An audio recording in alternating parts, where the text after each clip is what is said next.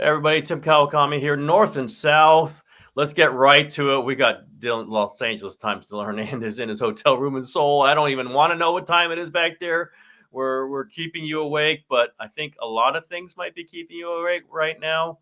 My God, Dylan, what the hell? Just give me your impression. The Shohei Ohtani's interpreter's been fired. Obviously, all kinds of different things coming out about Ohtani paying his gambling debts, and then he now is the interpreter is claiming that he went in and actually sent the money himself from Ohtani's account.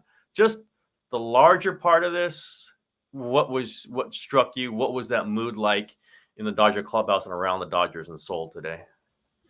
Yeah, it was a little bit, I think it kind of turned, it was the atmosphere is downcast probably for the first time, right? I think as much as people were kind of complaining maybe at times about the number of people in the clubhouses and stuff, the truth is I thought it brought a kind of a good energy, right? People were excited about the team. The attention the team got was all kind of coming from like through a positive lens, and kind of for the first time, you can kind of see it too, like in the players, just kind of their expressions and stuff, just that this was not something that they really wanted to be around, right? It's and it was such a such a turn from the day before, where again the day before, I think they didn't play a great game, but they still kind of won, which right they kind of won in a way, right? They scored a bunch of runs at the end of the game, and I think they kind of felt like, yeah, this kind of shows the type of team we are, right? That fact that we can just turn it on at any moment. Things are going to break our way. As far as right, kind of again Ohtani, just the way he's been embraced by the Korean public here, I think, again, on opening day, this whole tour felt like a huge success, and now all of a sudden, you're kind of dealing with this situation where everybody's kind of frankly confused. I think, what's interesting, I think, is right. I'm thinking back to kind of the number of scandals they've had, right, where the say Julio Urias and his domestic violence thing. I think there was a lot of sadness, right? I think when Trevor Bauer got all those domestic violence allegations came out against him, there was a lot of disgust, right? I think when they dealt with the Sisters of Perpetual Indulgence last year, this kind of trans activist group, right? There was heated like on both sides, right? Manny Ramirez, when he got tested positive for whatever, there was shock, right? There was anger with the Houston Astros thing. Here, I'm not really sure anybody really knew how to feel, because I'm not really sure anybody has any idea what happened. Like you said, there were kind of conflicting stories, right? I think the one they settled on at the end was that Ippei Mizuhara stole money from Ohtani and used that to fund his bets.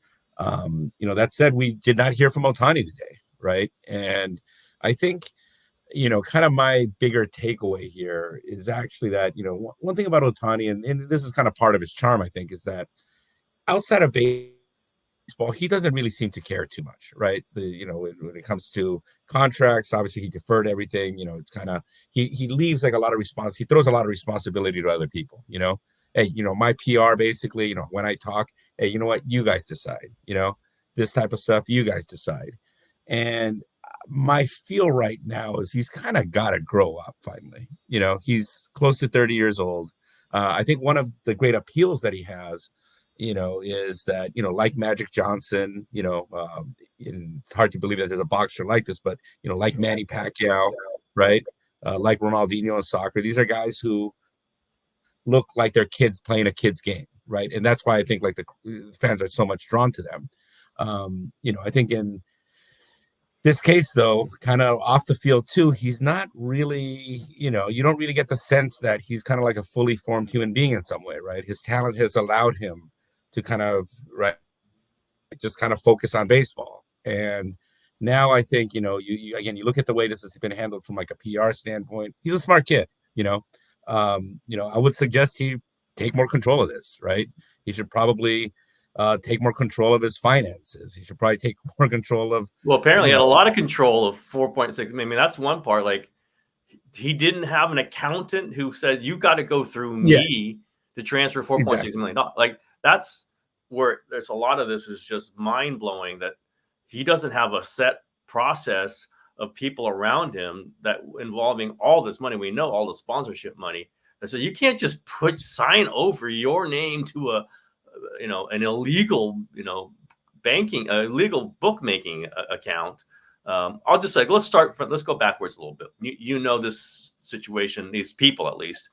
Ipe, the interpreter. Do you know him at all? Does it seem like this is the kind of guy who could put Ohtani through this kind of thing? Yes and no. I mean, the $4.5 million line of credit seems awfully high to me, right? For a guy just to get it from some gambler. Yeah, like right. His hookup with Ohtani may have enabled him to run up this kind of bill. Right. In which case, that's obviously problematic, right? I mean, that said, I think, I have, it's funny because, we found out about this kind of at the beginning of the week, and really it kind of came out in the form of, that the FBI was investigating this alleged bookmaker down in Orange County.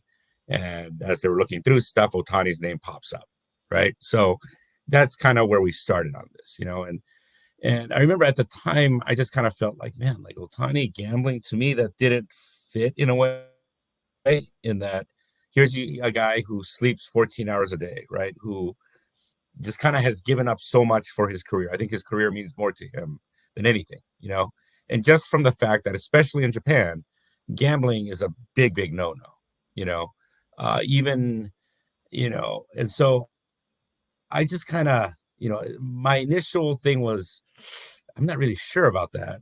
Now at the same time, right, we're getting this thing of $4.6 million, changing stories, Dallas Braden, right, the A's broadcaster, certainly voiced that, raised that possibility that, hey, is there something else going on here? Was Ipe Mizuhara made the fall guy? I can't say at this point that I don't think that's a possibility, at least. So, it's yeah, I don't know, and I think there's just so many gaps in all the stories right now, frankly, that like it's really kind of hard to tell what's what. And I guess it kind of comes down to one of those things you really, you never really truly know anybody, right? And as much as I kind of think, yeah, I don't think Ohtani would do this, I mean, who's really to say? That's one thing, we never know, right? But when you're a mysterious person out there, a superstar who is so private, that's fine. It can be a little uncomfortable, but that's how you choose to do it. He just reveals his wife out of the blue that no one had ever put them together. Okay, but you can't then get involved with this without people just filling in all the blanks, right? You don't know about him. There's people who fooled us, no question. There's people who've gone public and I'm this kind of person and everyone believes them and they're actually another kind of person. I'm not saying that hasn't happened. But when you're as private as Ohtani and you don't speak to the media, right? He doesn't speak to the Japanese media, right? He doesn't speak to the American media very much. I would believe then something like this comes up and there's nobody can understand that you for sure wouldn't do this. Like you can't say that because we just don't know the guy. And also, you can paint the picture what that clubhouse was like after the game with Ohtani and clearly PR people stationed so no one would talk to him. He might not talk for a long time, right? This is not going to help him get out there. I think the wisest move would have been to talk about it today. I'm going to speak my piece. And then there's just going to be fewer blanks for people to fill in with their speculation and their fantasies and their agendas. You don't talk, which we know he doesn't talk very often, then we're just going to have to fill it in ourselves. And that's the problematic part of being a mysterious superstar. You better not get into stuff like this, or else people are going to start adding their own stories to you because you've given them nothing. Again, that's part of the give and take. But how do you think Ohtani's going to deal with this? And then what was that mood when he was at his locker, all those reporters around him, and two PR people stationed so people can't get near him? Yeah. So, and even going to that point. So yes, after opening day, right, the first game, I approached Ohtani, right? They didn't take him to the podium, even though he had 2 hits and stole a base. So I approach him. One of the PR guys is going, no, no, no. And I asked Ohtani, dude, you're not going to talk? And he was in a really good mood, Mm-hmm. um, and was like, oh, no, I'm fine talking. He tells the PR guy, I'm fine. He puts his arm around the guy. Hey, let's do this together type thing, and he was laughing and joking throughout the whole thing. And, to your point about kind of filling in those gaps, I look at that now, initially I was just kind of like, well, he had a good game, right? In his first game, and the fact that I think they won the type of game that he was kind of used to losing with the Angels, Hmm. you can kind of see like, okay, he's feeling good about where he is right now. You start looking at that a little bit differently, right? Because by that point, actually, Ipe Mizuhara had already addressed the team. Yeah. So, okay, what was that then, right? Was this some kind of performance to maybe, buy himself some, okay, well, I talked yesterday, tomorrow when you guys have real questions, I'm going to bail on this thing. And you're right, and I think that there's going to be a lot of kind of conflict. I think, a lot of these directives to, usher the guy out of the room are coming from Nes Balelo, the agent from CAA. Not exactly a PR whiz, right? I mean, he was the one who advised Ryan Braun when Ryan Braun got busted with steroids to not just lie, but to go after like the tester, right? I mean, Yep. We saw how that ended up working out for him. And so there's already, I think the team is kind of looking at Balelo and like, why is this guy telling us what to do? I think the league, right, I don't think Rob Manfred particularly cares about the media one way or another, but ultimately, right, he got Bud Selig to outplace them there. The writers were important to Selig. I think the commissioner's office continues to try to kind of honor that tradition. So I think that, because we were told earlier this year, if they place somebody in front of the locker, like they can't do that. That's against the CBA, So I'm sure actually some complaints going to be filed at some point, whatever. Who knows if that will actually lead to anything, but yeah, and these types of things grow, right? And again, the team just lost. It was a bad loss where they fielded terrible, they pitched terribly. Max Muncy just had like a nightmare on defense. And it was just a very kind of negative environment, and he was kind of ushered out of there as, almost like a police escort type. It was that type of feeling, right? I mean, I don't think, again, the PR guy that ushered him out, this is probably not what he had in mind, when he took this job, right? That he was going to have to kind of upset all the Japanese media and, push this guy out of there. So, yeah, and I could see this again, right? They're now going to go back to LA. They're on a flight right now. They just lost a really bad game. I think Yamamoto got lit up. Yamamoto Yamamoto got lit up. Yeah, Yamamoto got lit up. The defense was terrible. And now they're going to kind of have all these questions. And then on top of that, it's like now you got to deal with this kind of circus and you don't even know what to believe about it. Right. I mean, I think, and I mentioned Ryan Braun, but kind of going back to that situation, I know Zach Greinke, he ended up with the Dodgers later and talked about being very upset. Like when he found out later that like Braun had cheated just because, he had convinced his whole team of one thing. And, I think when there's kind of confusion, when the players kind of don't know, and keep in mind, this guy's new to them, right? They don't really know this guy. They don't know. I mean, did he do it? Did he not? Was it really Ipe? Did he make him take a fall? Like, who knows? Why are all these people in here? Why is this atmosphere like this now? The one thing that is kind of maybe his saving grace for Ohtani is that dude still hits, guys still can somehow put everything away. I mean, we obviously, we saw kind of the ultimate in that in Barry Bonds, right? It doesn't matter like what's going on. It could be nuclear winter outside, the guy's still going to hit. And that's kind of maybe Ohtani's like kind of one route to salvation here is the fact that, maybe as this team is kind of struggling through, if he's that guy that continues to hit, maybe that buys him some grace, at least with his teammate. He's losing a friend though, right? Ipe was a good friend, maybe his closest friend in clubhouses. Am I overreading that? I mean, how big a loss is that for Ohtani? Yeah, I mean, they were together all the time, right? And I think, if anything, them two kind of created their own little world, and again, when I kind of talk about like Ohtani needing to grow up, it's kind of that, they've always kind of created these little bubbles for him, right? Wherever he's gone. And they're these protective bubbles, and he doesn't really have to deal with things that he thinks are going to kind of take away from baseball, or, just kind of things that are just kind of you'd rather not deal with, right? And I think Ipe also probably served as a comfortable buffer between him and his teammates. Yep. The fact that it's sometimes, right, it's actually easier to communicate through like a third party, especially when the guy tends to be fairly likable, like Ipe is. So yeah, I do think that's going to be a big difference. I mean, I think again, like Ohtani, like Magic Johnson, he's a guy who's always has a smile on his face when he's playing the game. And the one thing today that you noticed was when he was in the dugout and, they kind of brought in the substitute interpreter. Obviously, they're not joking around, right? Ohtani doesn't know this guy.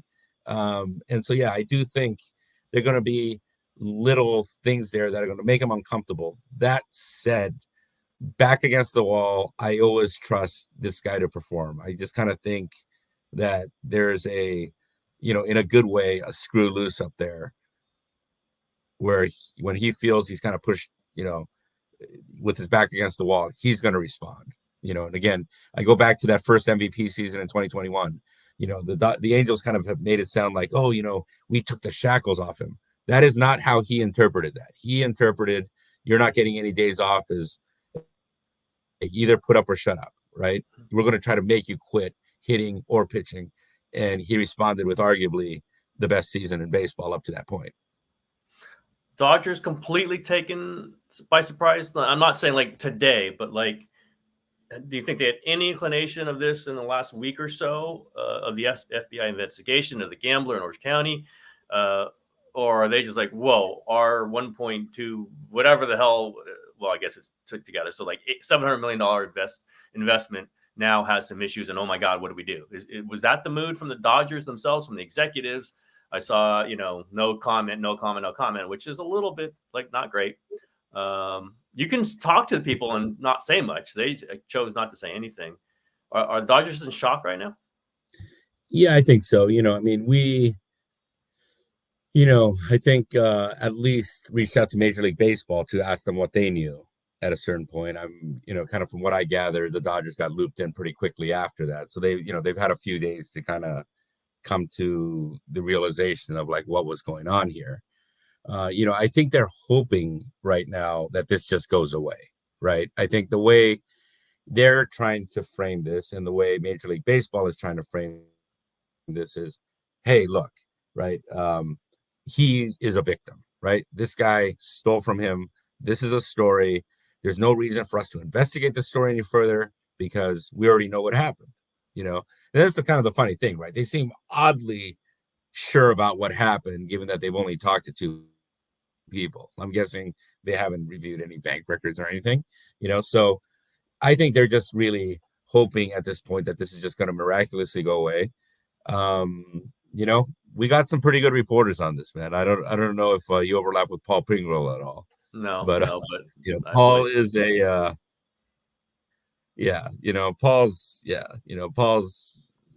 Paul's ripped some people up before, Well, it's like I'm just saying, like, oh, we believe the second story that the interpreter told, but not the first story, right? You have to do it that way.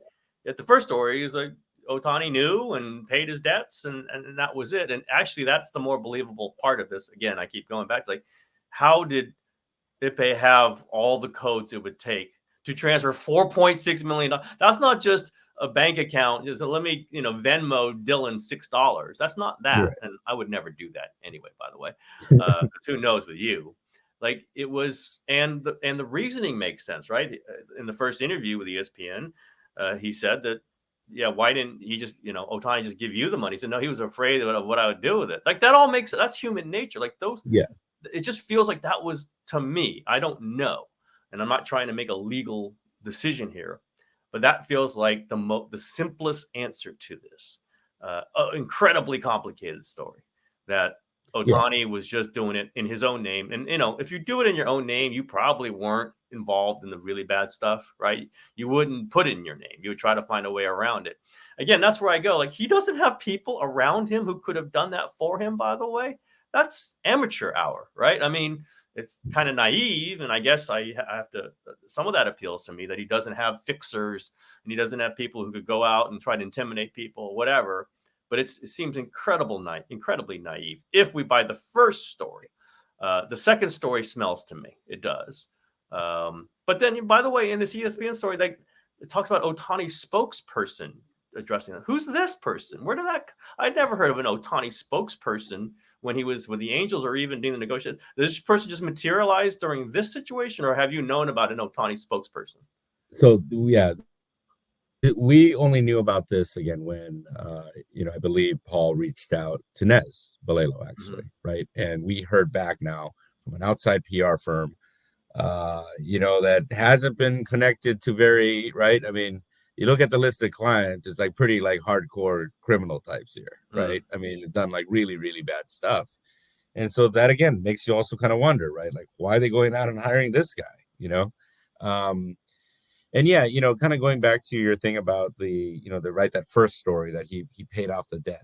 I would actually even argue, right? I mean, we could argue it's against the law, whatever, right? Maybe there's even some wire fraud or whatever involved, but like, to me, it kind of speaks well of a guy, to me, right? At least that. It sounds very Japanese. Sounds very Japanese to me, Dylan. Like, we can speak friend about friend is in trouble, and he's gonna like bail the guy out. Right. And actually, the funny thing is actually, though, in Japan, gambling is very kind of no, and in Japan, kind of pariahs are kind of left, right? You don't deal with lepers and pariahs, so to speak. You just you don't want to be associated. I do think, that first story would be problematic for him in Japan because he becomes an accessory to a crime. But my vantage point, that's a solid dude, right? He's doing his guy a solid, and again, like, laws to me, right?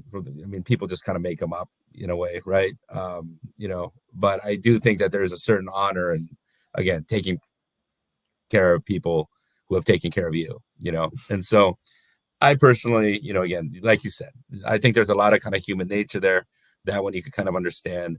Now, my guess is, that story where the lawyers looked at it and were like, wait a second, this could get us in a different type of trouble, So then you have the interpreter come back out and say, I stole the money. Like, that's the biggest crime of all. Like, that is an actual, 5-alarm felony of stealing money. And that seems very human, like in a all take the fall, whether or not it is or isn't, I don't know. But again, not to make this ridiculously cliche Japanese, but almost like seppuku. Like, I'll put the knife in my stomach for my dishonor, in a way that, make sure that you don't get tarred by this or any further tarred by it.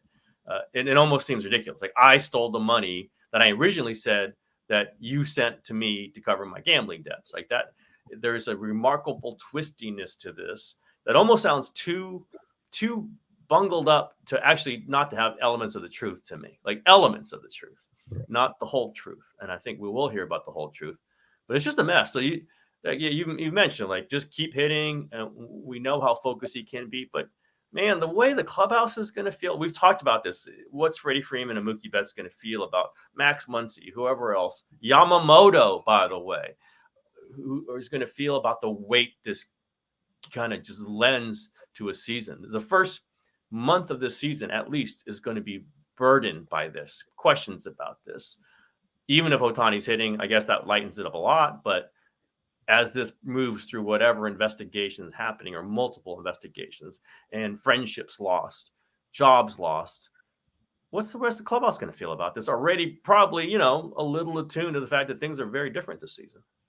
Yeah. And, again, I go back to like the Bonds thing, right? When the focus, I think it's another, right? It's a one thing too, if there's, I don't know, the Dodgers had like Yasiel Puig, right, who became the center of attention for a while, and that attention wasn't always positive, but it was more or less linked to something that was going on the field. When things start getting uncomfortable is when it's like off the field stuff that nobody has any control over, that nobody even might have any idea about really what's going on, right? That type of negativity is different because, again, I think guys, these are guys that are used to being in control of situations, right? I mean, that's what a professional athlete is, right? You talk about when we talk about a guy grinding out an at bat, we're talking about a guy who's not giving in. These are people that are used to kind of, again, being in command of a situation, and you put them in a situation like this. I think it's tough. And here's the other thing too. They're only 2 games in, right? There's a reason. I think a lot of fans don't quite understand this, right? When it's like, okay, yeah, that guy's a bad guy, but what, my team should go out and sign him. Well, man, you know what? Like, including spring training, right? You're together 7 months a year, more if you make the playoffs. It's a lot of time. You're going to spend a ton of time. And right now, they have 160 games left with this type of atmosphere. And it's just going to get worse. Keep in mind, they because this game was overseas, not everybody was given like a clubhouse badge, right? So a lot of the media was kept out. United States, right? We're in Major League Baseball. Everyone with the Baseball Writers of America card has access to the clubhouse. I mean, these places are going to get packed, especially in the bigger markets. Teams not doing well. You have games like the one they just played right now. No one's going to be feeling good about that situation. Let's quickly go to Yamamoto, a $325 million pitcher that everybody was in on. And we talked about, like, how's he going to be with a major league ball? How's he going to be? Now, he's not pitching every 5th day, and it's obviously the opener, but how's he going to be throwing that fastball against major league hitters? Clearly was not throwing it past anybody. Clearly didn't have he was hitting people. Did you have was there a red light in your head when he was struggling through that first inning? 43 pitches, unbelievable. That's a Lincecum kind of like performance at sometimes when he's struggling. What was your big picture take from that real struggle outing for him? Yeah, I mean, everything that was hit he was getting hit on the screws. I mean, they were hitting rockets, right? These were not, little bleeders here and there. I mean, even Max Muncy kind of olayed one like at third base, and you could say, yeah, he should have caught that, right? He should have, but that thing was still hit really, really hard, and I think that's kind of the disconcerting thing. He looks like a comfortable at bat right now. I just can't fathom, I just have to think he's got to be hurt or something, just because he looked like this at the end of camp too. At the end of spring training when he pitched, the last couple games were not good. I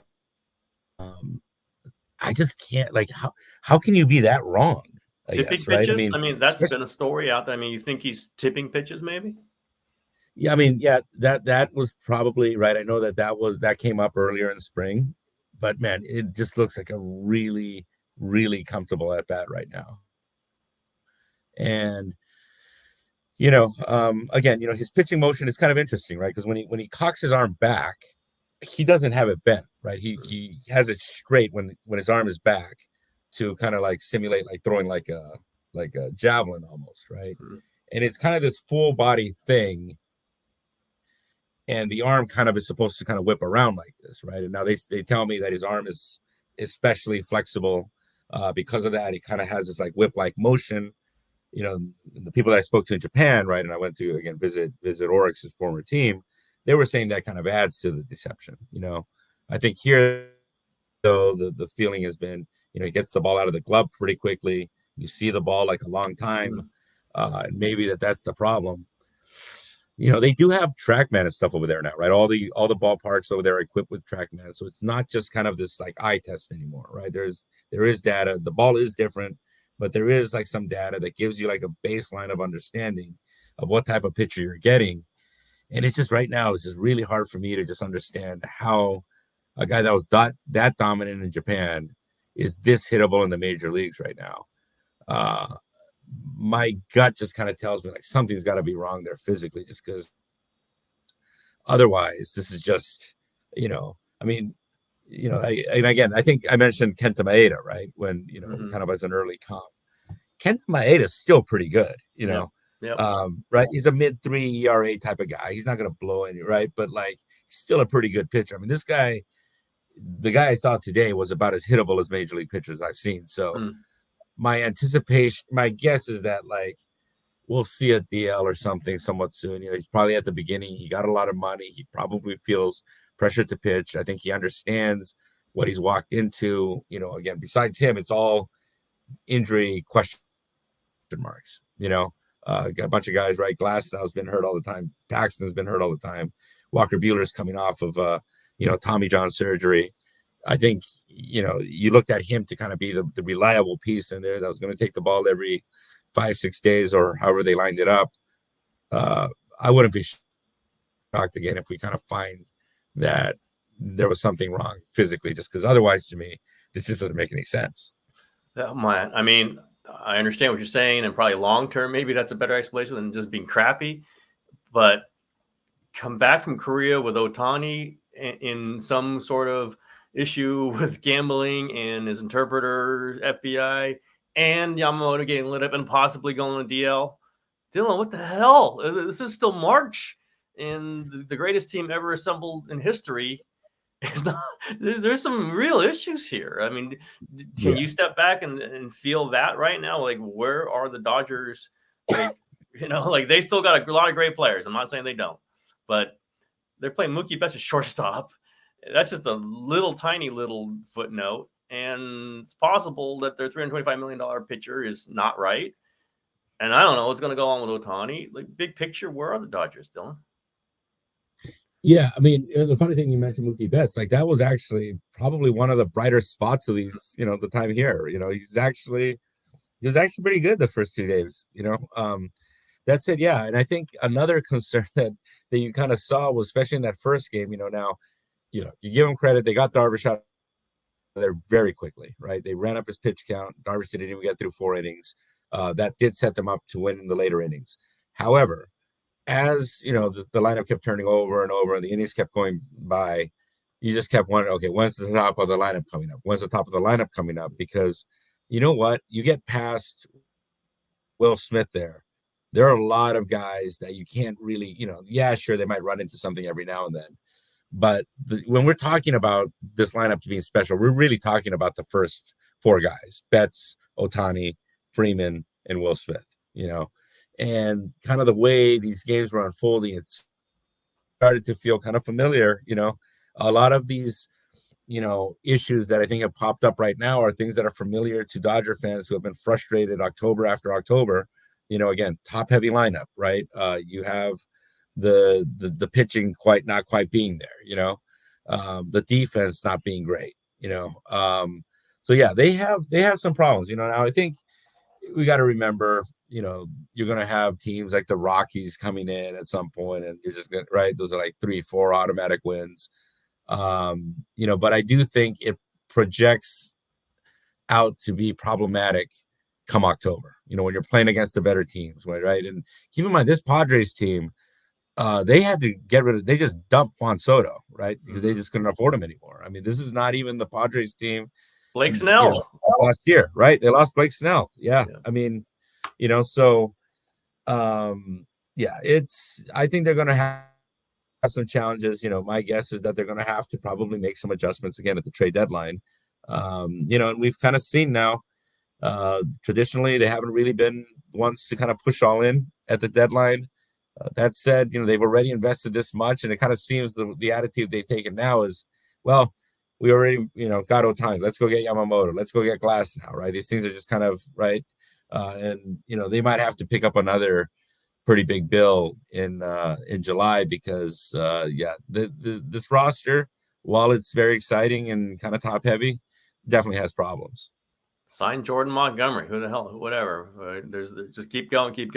All right. This has been strictly a South version of North and South, but I didn't want to go without having a little Dylan Hernandez from the scene of the biggest friggin' story in sports right now, with obviously your deep history covering Ohtani and around the Dodgers and around the Angels when he was there. Let's wrap it up from there. It's super late. I'm surprised you're not in your pajamas right now. Rolling out of bed in your hotel room. Thank you for waking up in the middle of the night to do this. but I think this was an important show to do. And man, there's stuff going on. And have a nice flight back. You're gonna have some jet lag, but my God, then there's gonna be Ohtani stuff like freaking every day once you're back there. And Freeway Series. I haven't been to that in I don't know how many years. Freeway Series. I'm gonna. You're a Freeway Series columnist. That's what you are. It's like I'm back on the beat now, man. So yeah, it's interesting. So you thank God for interesting times. It makes us tired, but they're something to talk about. All right, everybody, that is the show for today. Thank you, Dylan. No, thank you. All right, everybody. Thanks. Talk to you soon.